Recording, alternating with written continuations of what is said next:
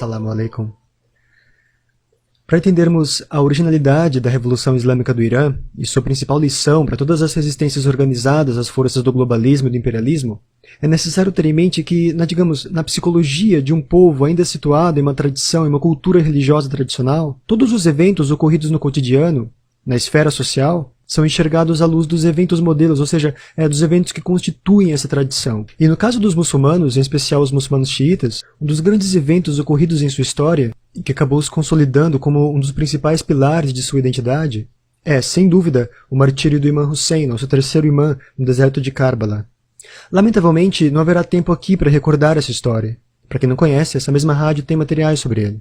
Contudo, basta dizer que Yazid, o tirano que ordenou a chacina e a morte do imã, e o próprio imã, serão consolidados, serão cristalizados na memória coletiva dos muçulmanos xiitas como símbolos, respectivamente, da tirania em si e da resistência em si. Yazid acaba funcionando como o arquétipo do tirano, da injustiça, e Imã Hussein, alayhi salam, da resistência, da justiça. Lembrando que justiça e injustiça não tem aqui o mesmo significado profano que tem nas sociedades ocidentais, e sim um significado islâmico, ou seja, justiça e injustiça conforme as leis reveladas por Allah. Como sempre ocorre na mentalidade de um povo inserido em uma tradição, o drama de seus heróis é, atualizado constantemente, regularmente. Nós enxergamos esse drama ao nosso redor. Então é como se em todo tirano nós enxergássemos Yazid. E em todo aquele que resiste e que eventualmente tomba no combate a ele, nós enxergamos um companheiro do imã, um membro de seu exército, de sua caravana.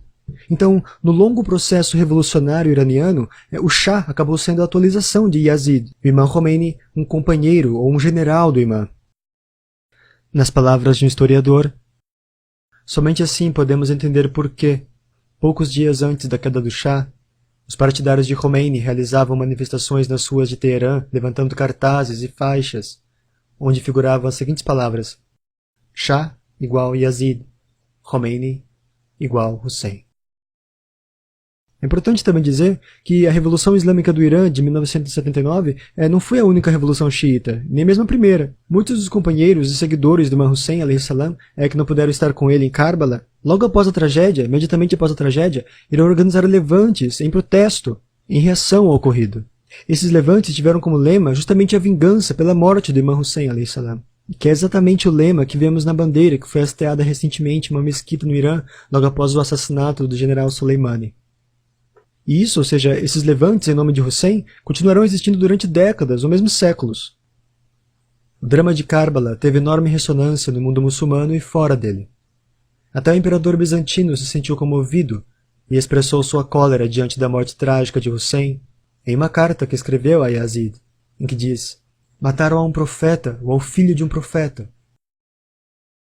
Não podemos negar a existência de uma relação estreita entre as atuais revoluções xiitas e as revoluções xiitas da época umíada. As revoluções xiitas atuais são um reflexo das antigas revoluções, uma continuação lógica, sentimental e histórica delas. Somente assim se pode entender o Irã.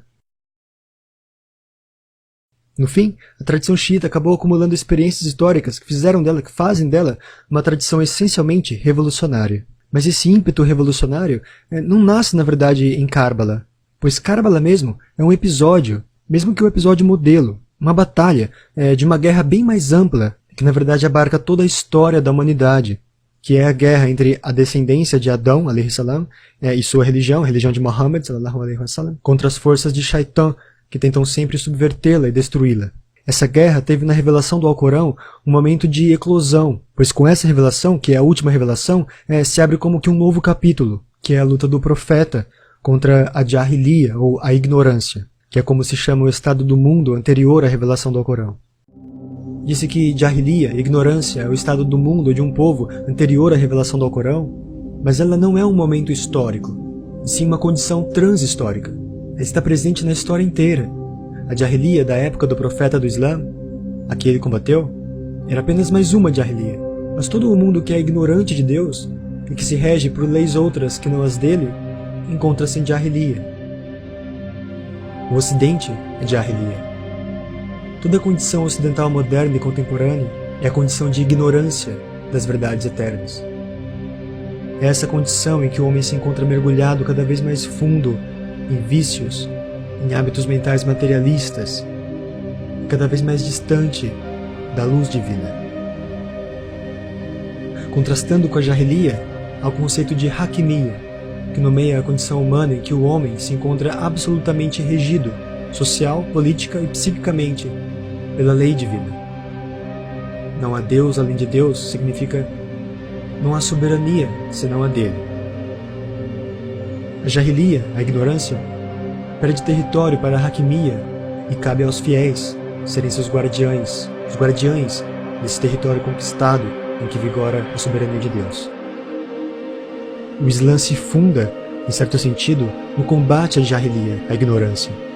Essa guerra começada pelo profeta, a paz esteja sobre ele e sua família, que, com sua jihad interna e externa, iniciou, no seio da escuridão, com sua palavra e com sua espada, esta expansão luminosa que até hoje não conheceu repouso, esta guerra que ainda não teve trégua, nem nunca terá a não ser em sua conclusão, que é a vitória da luz sobre as trevas, e que irá ocorrer com o reaparecimento do imã oculto, o imã Mahdi, que Allah acelere seu retorno, que é, segundo as palavras de Imam Khomeini, o verdadeiro portador do cetro da República Islâmica do Irã, que é quem vai vingar a morte de Hussein.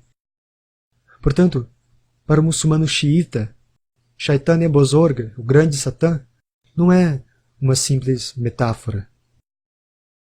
Enfim, para terminar, eu diria que todos esses elementos fazem da Revolução Islâmica do Irã um acontecimento único no século XX, pois todas as revoluções modernas que tivemos, as do Ocidente, foram motivadas por interesses, digamos, muito abaixo do interesse espiritual. E no fundo, elas acabaram intensificando ainda mais as doenças dessas sociedades, aumentando ainda mais a ignorância dessas sociedades, que durante o século XX se encontraram presas entre, de um lado, o materialismo individualista dos Estados Unidos e, de outro, o materialismo coletivista da União Soviética.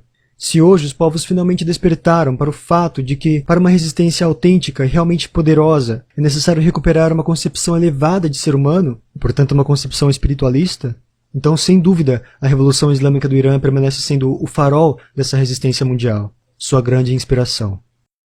Bom, fico por aqui. Foi um prazer imenso falar com vocês. Salam. Fiquem com Deus.